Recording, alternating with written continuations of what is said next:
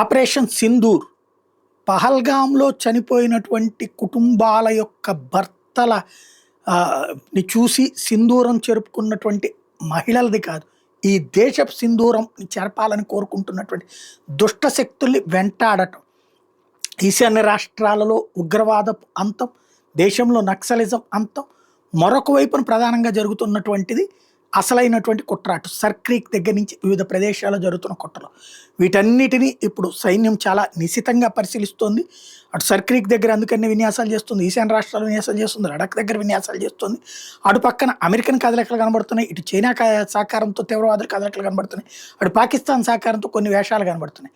వాటన్నిటి మధ్యన ఏ ప్రయత్నమైనా సరే డెమోగ్రఫికల్ చేంజ్, వీళ్ళందరి ఉద్దేశం భారతదేశంలో బీహార్ ఎన్నికల లోపు ఏదో ఒక విధ్వంసం సృష్టించి మోడీ అసమర్థుడని ప్రూవ్ చేసే ప్రయత్నం చేస్తున్నారు.